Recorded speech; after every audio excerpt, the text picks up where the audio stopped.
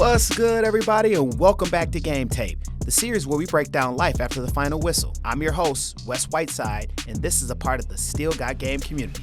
The platform built for everyone who knows just because the jersey's retired doesn't mean the competitor inside takes a day off. Today, we're sitting down with two brothers who didn't just figure it out, they're thriving in it. Up first, we have Jamar Clark, former baseball player from Cortland University who took his discipline, his grind, and his competitive edge to build Drip Fitness from the ground up.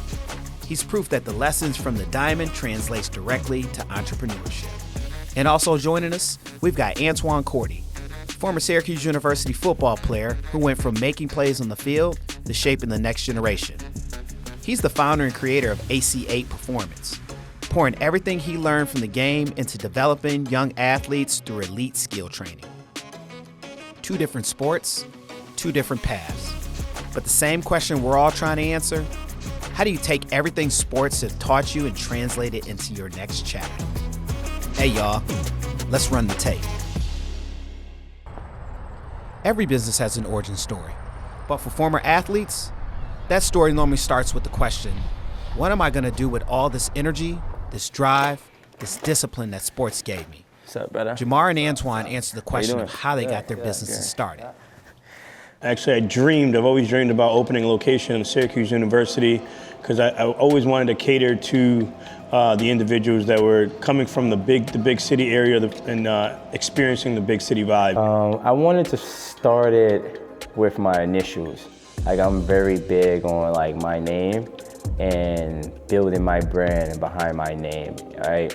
So I wanted to come up like, how can I do it? And it sounds really good with the AC8, and number 8 always been my number forever since I was 6 years old. So I said AC8 sound pretty dope to me. So that's where the name came from, and that's what I've been with for like the past 5 years. The fitness industry isn't something you just wake up and dominate. There's a learning curve, there's education, there's trial and error. I wanted to know when that journey started for them. When I was 23, 24 was when I first started. I had my degree in exercise science. I came home. During that time, I was also a trainer at the YMCA in Fayetteville. They just opened up. It was a brand new facility. And I really started to realize I loved that scenery. So over time, I connected with a few investors back then and opened up a studio by the name of Urban Life CrossFit. I've been doing fitness since high school days, right? I knew it was a passion for me ever since then, and that's what I wanted to get into. How I can say about me is that I've always been working. Like, I love to work on myself. I'm very disciplined. When I got done with college, fitness was the right move for me. Yes, it's scary because everybody had dreams of going pro, this and that, and what's the next plan, everything like that. So, but everyone already knew, yeah, Cordy is going to be into fitness. Now, every great trainer has a style, a philosophy that shapes how they approach the work. Sometimes it comes from mentors, sometimes you just build it yourself.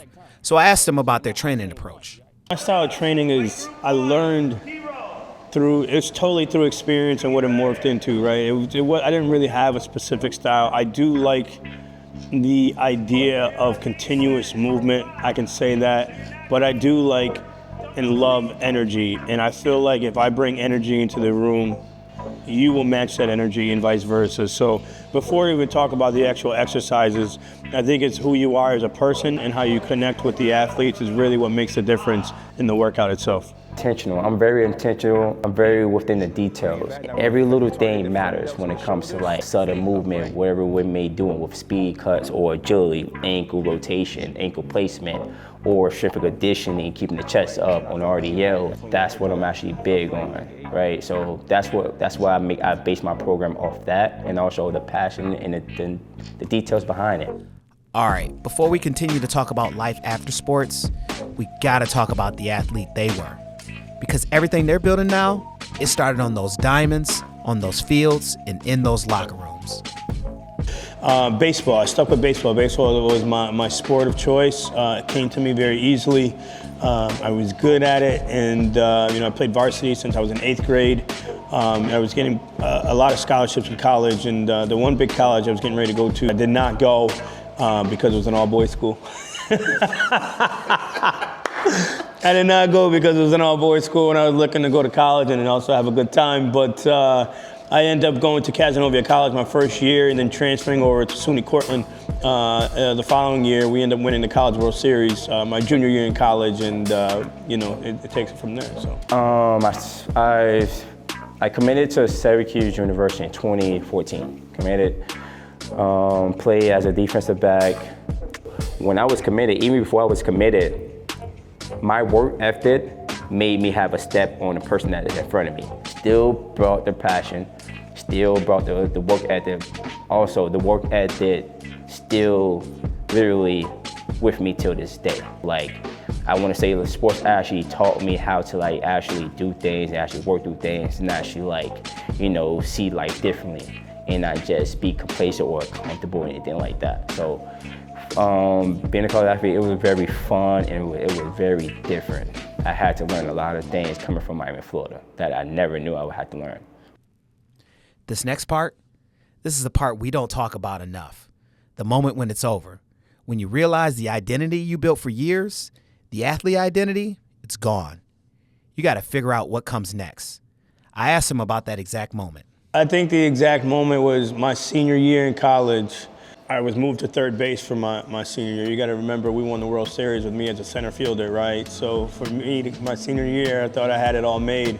Freshman came in and pretty much moved me out of center field and into third. Granted, I love third too, but I already knew that there needed to be some adjustments, and this was a life lesson, So that was probably the first thing that I saw. But that also gave me fire to try to not just get my spot back, but on the other end is the camaraderie and the team building that you have from there. So, it's to be knocked down or feel like you're in a place of vulnerability, but publicly, stand strong and keep the team together. That was a life lesson for me, and I still go through that till today, even with my families. Jalen, when I had a private workout with the Bills and the Jets, and it was during the COVID season, right?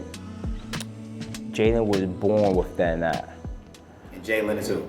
My son. Jalen Matthew Cordy. He's my son. He's 5 years old now. That right there, once he arrived in this world, everything stopped. Now it's about him. Now everything I do is based off him, right? It doesn't make sense for my kid in the situation. So I look at life way differently, but it did give me that extra push, that extra commitment, on attacking life. And that's when I knew college was very over. In the fitness game, keeping clients engaged is everything. You can have the best programming in the world, but if people aren't excited to show up, you're done. So how do you keep people coming back? It starts with me, or it starts with the trainer, and you have to remember that I said it earlier, that if you bring in the energy and you set the tone and the standard that if I'm bringing the energy, you need to bring yours too. Keeping things fresh and keeping things new. I've never done the same workout ever. And you can look at my phone. My notes, I must have more than 10,000 workouts over the last 15 years. I like to do things that's fun, but also hard too, in a sense, but keep the energy up. Once I get tired of doing the same thing over and over, then the energy comes down, then it's get boring. I'm not trying to really focus on that. Well, I will love this class. Okay, yes, I will love the class. And I just base off that too as well. And that's where my program comes off.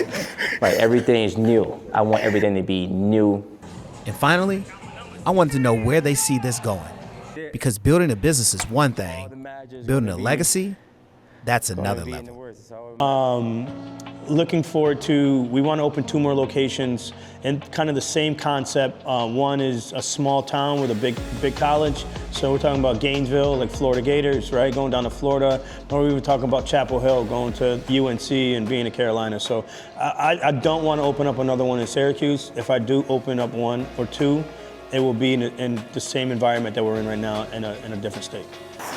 Woo! In a 10,000 square foot warehouse built here, the dodging with the kids, built with speed in the Julie in the middle, commitment, built with passion, built with intentional, built with everything in one stop, right? I see myself really established in 5 years.